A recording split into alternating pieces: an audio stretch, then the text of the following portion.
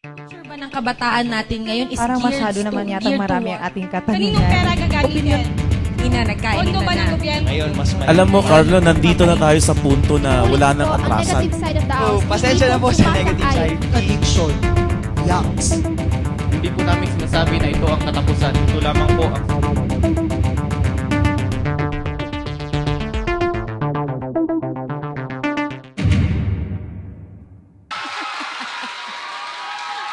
Magandang hapon po sa lahat at welcome sa isa na namang episode ng KKK. Ako po si Atty. Carlo Nograles. Ako naman po si Monique Musni. Kami po ay makakasama ninyo sa isang oras ng punong-puno ng balitaktakan. At pagpapalitan ng opinyon at kuro-kuro tungkol sa mga napapanahong issue. Ano kaya ang paksa ng ating pag-uusapan ngayon? Panoorin natin ito. Roll VTR.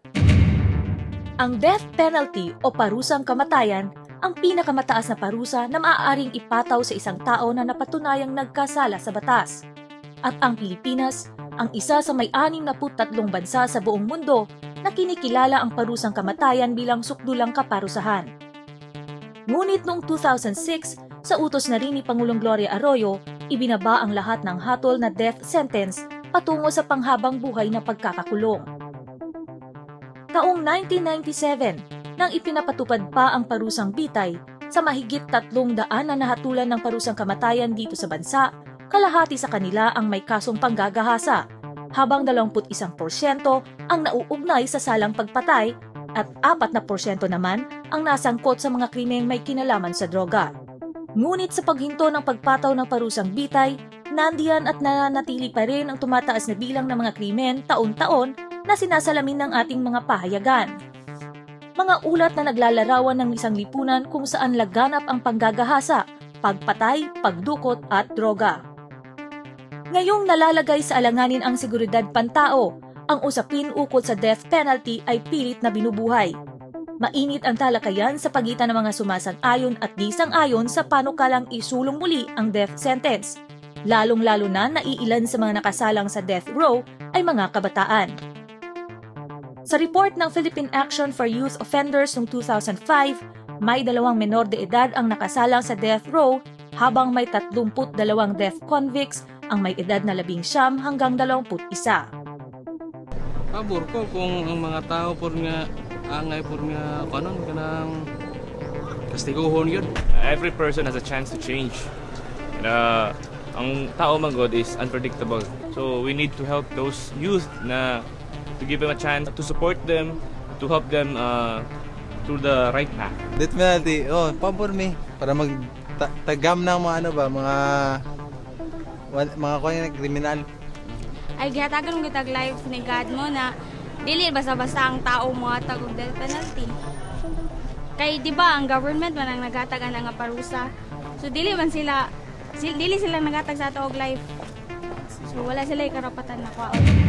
Mga mainit na diskusyon at palitan ng mga opinyon dito sa pinakabagong programa para sa kabataan, ang KKK Kuro-Kurong Kabataan. Death penalty. Ano ang pananaw ng mga kabataan dito? Hihimayin natin ang lahat ng anggulo ng issue na ito sa pamamagitan ng pakikinig sa affirmative side at sa negative side na kinabibilangan ng ating mga student debaters mula sa University of Southeastern Philippines. Ang mga student debaters natin sa affirmative side ay sina Catherine Gordo, isang 4th year AB English student. Si Christine Joy Moncano, isang 4th year BS Economics student. And Quineth Renegado, isang 2nd year BS Biology student. Tama kuya, sila ang bumubuo ng affirmative side. Ang bumubuo naman ng negative side ay si Miss Shemi Ann Magalien, isang 4th year AB English student. Si Ivan Lampayasen, isang 3rd year AB English student. At si Dar Kenneth Manloza, isang 3rd year AB English student. Puro AB English kuya, no? Halos lahat. May mga bio, iba. At makakasama rin natin ang mga piling panauhin natin. And our guests ay kinabibilangan ni Pastor Danny Lagdamen, isang youth pastor sa Assemblies of God Church and Holy Ground Family Fellowship. Welcome. And Professor Arnold Abejaron, isang professor sa economics sa Ateneo de Davao University. Siyempre, last but not the least, kasama rin po natin ngayong hapon si Attorney Marvin Polido, isang senior partner with Javines, Polido, Alag, Doral, and Villano Group of Lawyers. Isa rin siyang graduate ng USEP noong 1995 mula sa engineering program ninyo. Ayan, welcome po. Okay, ayan, simulan na natin ang ating talakayan. Ang unang tatalakayin ng ating mga debaters, ang issue ng necessity. Kapag sinabi natin necessity, Nick, dito natin sinasagot ang mga tanong, ano ang problema na kailangan nating lutasin at kailangan ba natin ang death penalty para matugunan ang problemang ito? Tama. So, pakinggan natin ang unang speaker ng affirmative side. Magandang hapon sa lahat. Isa lang naman talaga ang stand ng affirmative side. Kami ay sang-ayon sa pagpapatupad ng death penalty through lethal injection dahil nakikita namin ang necessity nito para sa ikabubuti ng mamamayan. Paano yan? Paano namin masasabi ang ganon?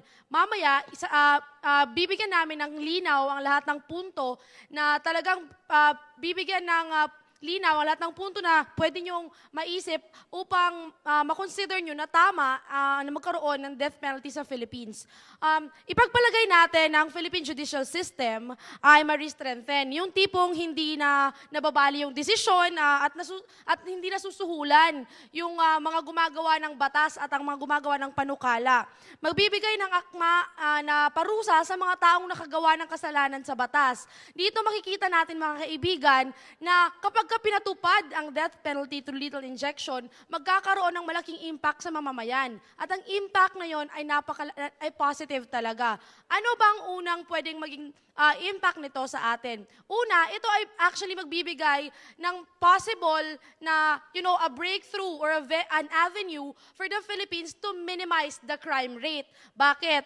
Dahil sa atin nakikita ngayon, ang tao ay hindi na natatakot kasi nga, talamak na ngayon ang gumagawa ng mga heinous crimes at yung mga maling gawain na ginagawa ng mga tao na punishable by death penalty. Kaya kasi nakikita nila na hindi naman tinutupad ng gobyerno kung ano yung isinasabatas nila.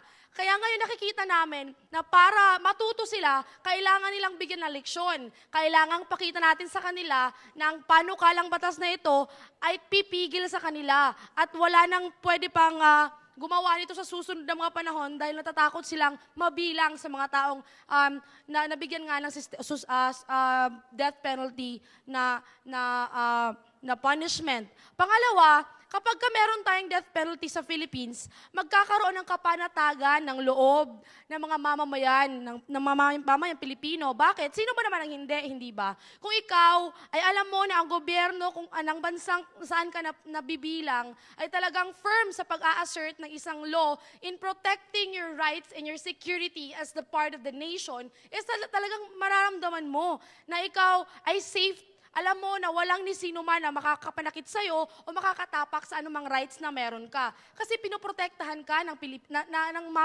gobyerno na nabibilangan mo. At yun talaga ang gusto naming bigyan ng hayag dito. Sa susunod pang speeches ng aking mga kasama, makikita nyo kung bakit talagang kailangan natin na magkaroon ng ganito. Muli, naniniwala ang affirmative side na kailangan nating magkaroon ng death penalty to lethal injection dahil ito ay nakakatulong sa pagbaba ng crime rate at mapapanatag ang loob ng mga mamamayang Pilipino. Maraming salamat.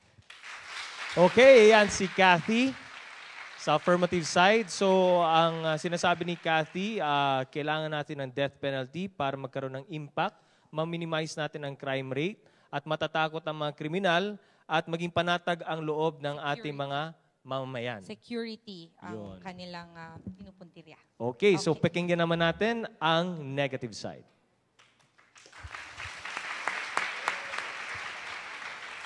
Isang mapagpalayang hapon sa inyong lahat. Kami sa negative side ay lubos na naninindigan na ayaw namin sa death penalty. Bakit? Dahil hindi naman talaga ito kailangan ng bansang Pilipinas. Unang-una, ang buhay ay mahalaga.